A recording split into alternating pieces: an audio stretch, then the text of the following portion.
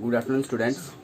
आशा करता हूँ कि तुम सब अपने अपने घरों पे स्वस्थ हो, अपना ध्यान भी रख रहे हो, पढ़ाई भी कर रहे हो और आज का जो लेक्चर है वो लेक्चर करने के लिए एकदम तुम सब मेरे साथ एकदम पूरी तरह से तैयार भी हो।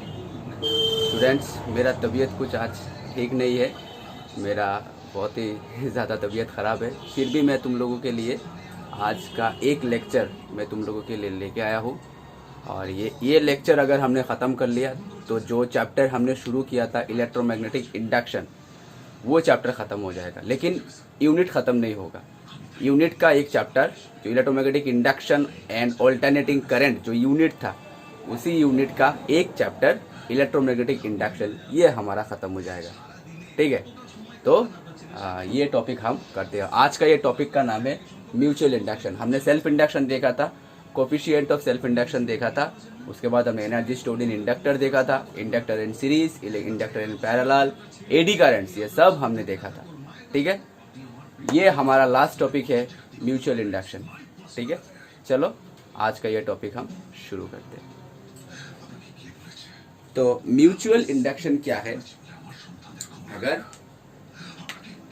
अगर म्यूचुअल इंडक्शन अगर हम देखें तो म्यूचुअल इंडक्शन का अगर डेफिनेशन अगर हम देखें तो current change in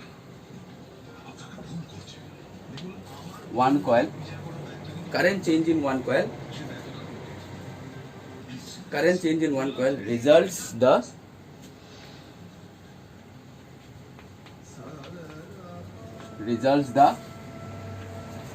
induced EMF in second coil, in another coil।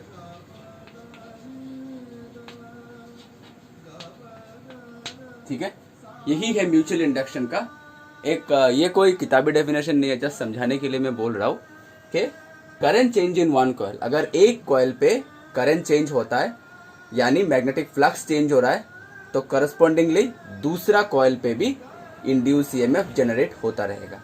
ठीक है, ये कुछ हमारा Faraday's law of electromagnetic induction की तरह ही है। ठीक है, तो इसमें कॉइल कितना लग रहा है हमको, current change in one coil, यानी एक कॉइल हमारा लगेगा जिसमें करंट चेंज होता रहेगा, और एक कॉइल हमारा लगेगा जिसमें इंड्यूस ईएमएफ जनरेट होता रहेगा। ठीक है, तो अगर इसका हम अगर बेसिक सर्किट डायग्राम अगर हम देखें तो एक कॉइल हमारा ऐसा रहेगा, इसके साथ हम एक बैटरी लगा देंगे एक चाबी के साथ। ठीक है, एक बैटरी के साथ एक चाबी लगा दिया, और एक कॉइल हमारा ऐसा। ठीक है, इस पे हम एक गैल्वेनोमीटर लगा देते।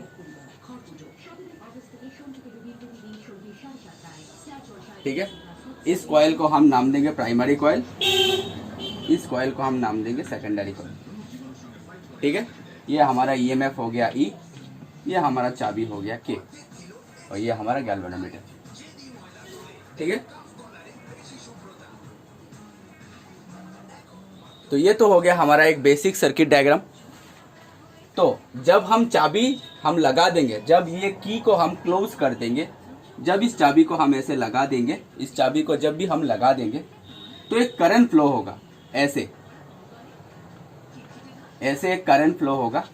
ठीक है, and current carrying solenoid producing changing in magnetic flux in primary. Current carrying solenoid, ये तो हमारा एक सोलिनॉइड ही है, ये तो हमारा एक सोलिनॉइड है, तो इसी सोलिनॉइड में मैग्नेटिक फ्लक्स चेंजेस होता रहेगा, और इसी चेंजिंग मैग्नेटिक फ्लक्स की वजह से सेकेंडरी में गैल्वेनोमीटर का कांटा हिलता है, गैल्वेनोमीटर का कांटा में डिफ्लेक्शन आएगा। क्यों? क्योंकि change in magnetic flux in primary coil corresponding the induce EMF और induce current in the secondary coil. यही है, इसी जो प्रॉपर्टी है, इसी को बोलते हैं हम म्यूचुअल इंडक्शन। देखो, दोनों में सेल्फ इंडक्शन क्या था कि जिस कॉइल पे करंट चेंज हो रहा है उसी में ही इंड्यूस करंट जनरेट हो रहा है, और म्यूचुअल क्या है, एक में करंट चेंज हो रहा है यानी एक में मैग्नेटिक फ्लक्स चेंज हो रहा है, तो करस्पॉन्डिंगली दूसरे में इंड्यूस करंट जनरेट हो रहा है। लेकिन ये दो कॉइल के बीच में कोई इलेक्ट्रिकल कनेक्शन हमारा नहीं है। ठीक है, ये कॉइल और ये कॉइल के बीच में कोई इलेक्ट्रिकल कनेक्शन नहीं है, फिर भी प्राइमरी पे करंट चेंज हो रहा है यानी मैग्नेटिक फ्लक्स चेंज हो रहा है, जिसके वजह से सेकेंडरी पे इंड्यूस ईएमएफ जनरेट हो रहा है, और इसी को हम म्यूचुअल इंडक्शन बोलते हैं। ठीक है, इट इज डिनोटेड बाय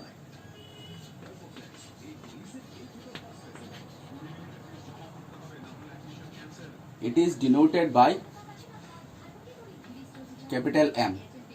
ठीक है, और कैपिटल एम को जनरली हम बोलते हैं कोफिशिएंट ऑफ, जैसे कैपिटल एल था, कैपिटल एल क्या था, कोफिशिएंट ऑफ सेल्फ इंडक्शन, ठीक वैसे ही कैपिटल एम है कोफिशिएंट ऑफ म्यूचुअल इंडक्शन। ठीक है, कैपिटल एम है कोफिशिएंट ऑफ म्यूचुअल इंडक्शन।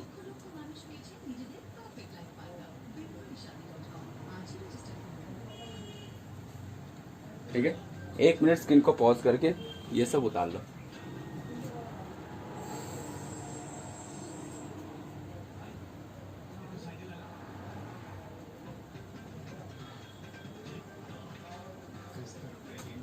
अच्छा,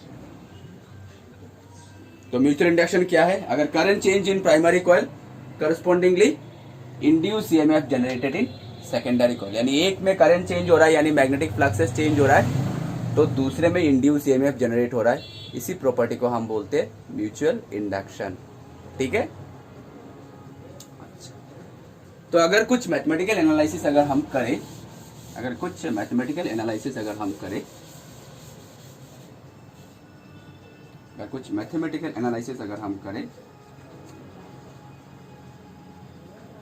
तो फैराडे लेंजर्स लॉ से हम जानते हैं E is equals to minus d phi by D T.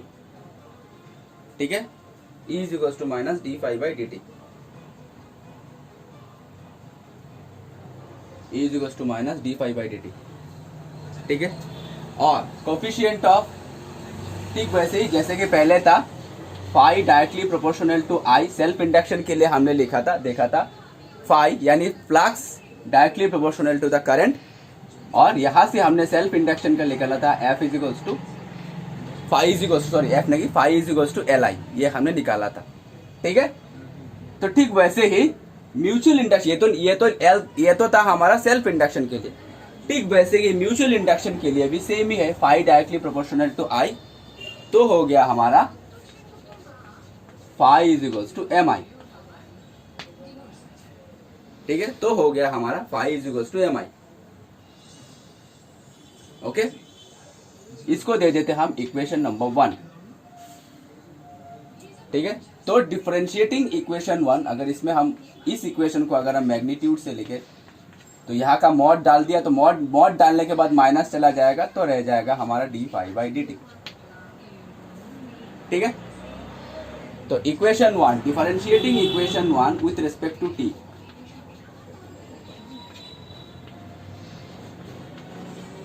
Differentiating equation 1 with respect to t, t के साथ हमने डिफरेंशिएटिंग किया, तो d phi by D T is equal to M into d I by D t. इसको दे देते हैं equation number 2। तो ये इक्वेशन और ये इक्वेशन देखो, इसमें से d phi by D t हमारा इक्वल है, तो हम लिख सकते हैं therefore for 1 2 and equation 3, therefore from 2 and 3, therefore from equation 2 and equation 3, equation 2 और इक्वेशन 3 को अगर हमने कंबाइन किया तो हम लिख सकते हैं ठीक वैसे ही सेल्फ इंडक्शन की तरह E is equals to M D I by D T. ठीक है, E is equals to M D I by D T. अब सेल्फ इंडक्शन की तरह ही अगर हम D I by D T को, if D I by D T is equals to 1 ampere per second, तो E इक्वल्स टू हो जाएगा हमारा M, यानी coefficient of mutual induction is numerically equal to the induce EMF when rate of change of current in the circuit by rate of change of growth in a circuit, rate of change of current growth in a circuit will be unit ampere per second. समझ में आया? ये तो equation 2 और equation 3 को अगर हमने equate किया, इक्वेशन 2 और इक्वेशन 3 को अगर हमने इक्वेट किया तो ये इक्वेशन हमारा आ गया, E is to M D I by D T. ठीक है, अब हमने d I by D t का वैल्यू लिया 1 एम्पियर पर सेकेंड, जिसके वजह से E इक्वल टू आ गया एम। यही से हम म्यूचुअल इंडक्शन का डेफिनेशन लिख सकते हैं। क्या लिख सकते हैं कि coefficient of mutual induction is numerically equals to the induce EMF when rate of change of current growth in a circuit is equals to the unit ampere per second. ठीक है, 1 एम्पियर पर सेकेंड और unit ampere per second. समझ में आया? उतार लो ये copy पे।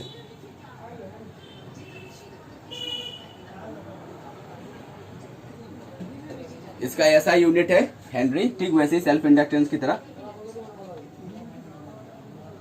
इसका ऐसा यूनिट है हमारा हेनरी। ठीक है,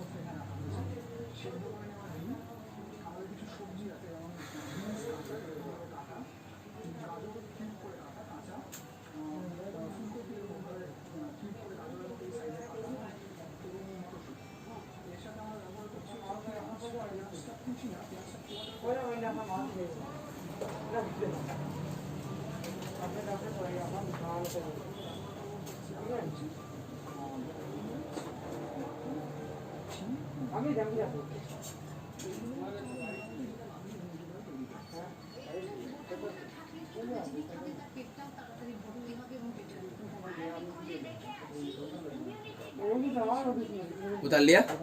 चलो नेक्स्ट हम देखेंगे, ये सेल्फ इंडक्शन देखा था, self induction coefficient of self induction for a solenoid. अभी हम देखेंगे coefficient of mutual induction for 2 long solenoid. अब सेल्फ इंडक्शन के लिए एक सोलिनॉइड काफी था, अब म्यूचुअल इंडक्शन के लिए हमको चाहिए 2 सोलिनॉइड। ठीक है, तो coefficient of mutual inductance, coefficient of mutual inductance, coefficient of mutual inductance for 2 solenoid. ठीक है, coefficient of mutual induction for 2 solenoid.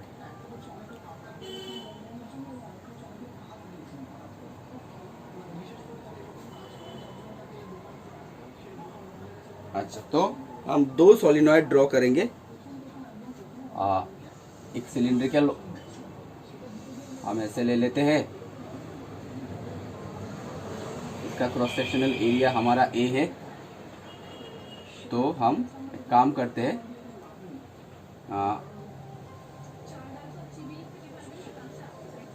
एक सोलिनॉइड हम ऐसे बनाते हैं,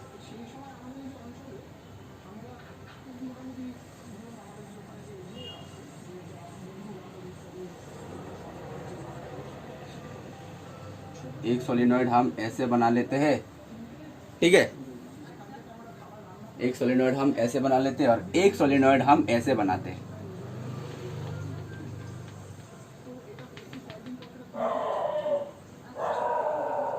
एक सोलिनॉइड हम ऐसे बनाते हैं डॉटेड लाइन से। ठीक है, तो 2 वेंडिंग हो गया हमारा, एक है सॉलिड लाइन वाला और एक है डॉटेड लाइन वाला, ताकि समझ में आ जाए।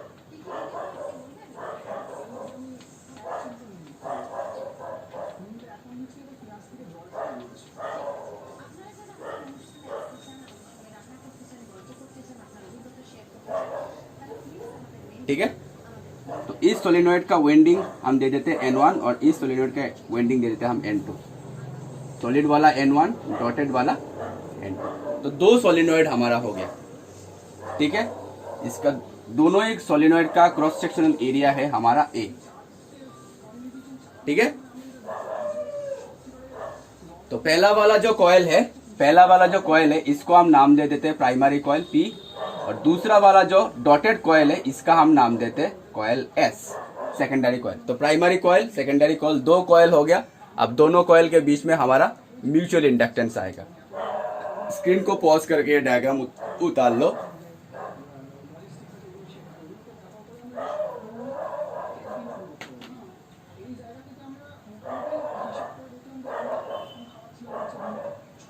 So magnetic field due to primary magnetic field due to primary solenoid, primary coil of solenoid, primary coil of solenoid BP क्या था formula, mu naught mu r n I divided by L, यही तो था हमारा formula.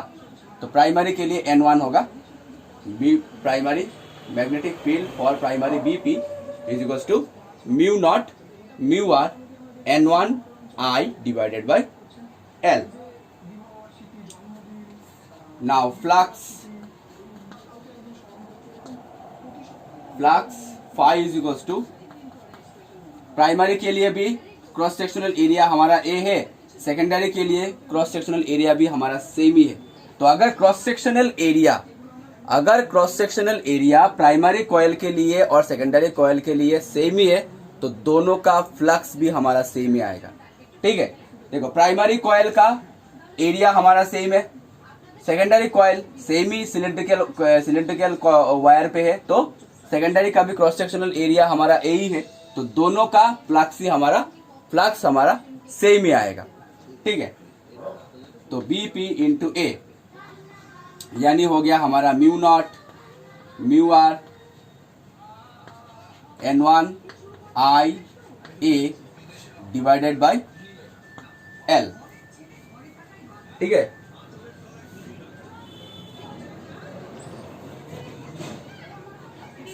तो for flux due to primary and secondary both, due to primary and secondary both, दोनों के लिए अगर फ्लक्स हम देखें तो फ्लक्स दोनों के लिए अगर हम फ्लक्स देखें तो फाई इज इक्वल्स टू आ जाएगा हमारा mu naught mu r, phi T दे देते हैं total, mu naught mu r N1 for primary N2 for secondary, N1 N2 I A divided by L, यही हो जाएगा हमारा फ्लक्स, टोटल फ्लक्स। ठीक है, N1 के लिए सेम ही होगा, N2 के लिए सेम होगा, तो हो गया हमारा टोटल फ्लक्स हो गया mu naught mu r N1 N2 I A divided by L। ठीक है, so EMF E is equals to d phi by dt, d phi t by dt, इसी में टोटल फ्लक्स आएगा। तो इसको हम अभी डिफरेंशिएट करेंगे विथ रेस्पेक्ट टू टाइम। अगर डिफरेंशिएट हमने कर दिया तो mu naught mu r N1 N2 I नहीं N1 N2 A L, ये सभी हमारा कांस्टेंट है, सब हमारा बाहर चला आएगा, तो अल्टीमेटली हो गया हमारा mu naught mu r N1 N2 A by L बाहर आ गया, तो रहेगा differentiation DI by dt E is equals to. ठीक है,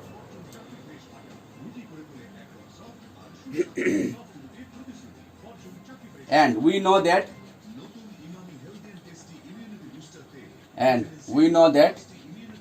E is equals to m di by dt, ये तो हम जानते हैं, थोड़ी देर पहले हमने किया था, E is equals to m di by dt। तो इसको हम इक्वेशन नंबर 1 दे देते, इसको हम इक्वेशन नंबर 2 दे देते। इक्वेशन 1 और 2 को अगर हमने इक्वेट किया तो यहाँ से mutual inductance for two long solenoid का एक्सप्रेशन आ जाएगा mu naught mu r N1 N2 A divided by L। ठीक है, this is the expression for mutual inductance for a two long solenoid. ठीक है, स्क्रीन को पॉज करो और उतार लो।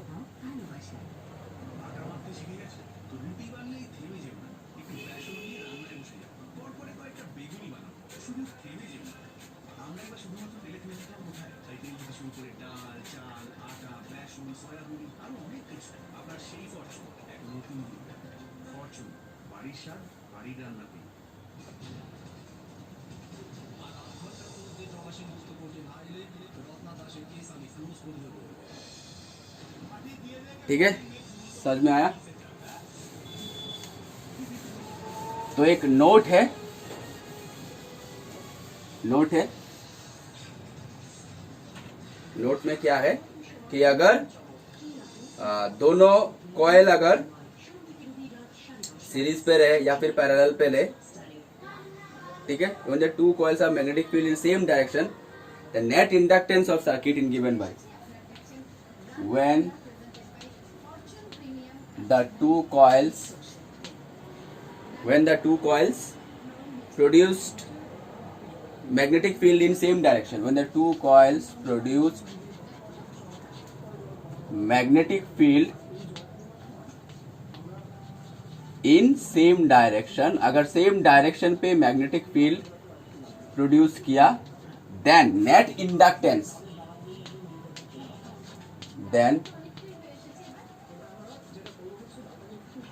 inductance होगा L1 plus L2 plus twice M, ठीक है, L1 plus L2 plus twice M, L is equals to net inductance, L is equals to हो जाएगा हमारा L1 for first coil, L2 for second coil, L1 plus L2 plus twice M. M is the L1 is coefficient of self inductance and M is the coefficient of mutual inductance. ठीक है, ये तो हो गया note number 1। और note number इसका कोई proof नहीं है, प्रूफ नहीं चाहिए, सिर्फ हमको नोट्स चाहिए। And when the coils produced magnetic field in different direction, magnetic field in different direction, then net inductance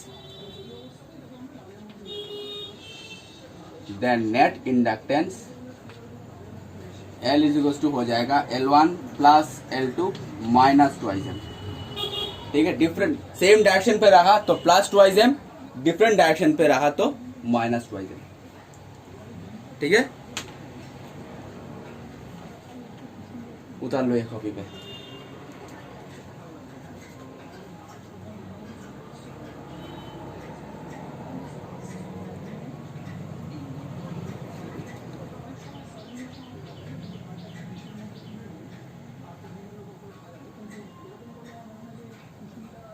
अच्छा, तो स्टूडेंट्स हमारा जो चैप्टर था इलेक्ट्रोमैग्नेटिक इंडक्शन, एसी खत्म नहीं हुआ, ऑल्टरनेटिंग करंट हम नेक्स्ट सेशन पे शुरू करेंगे।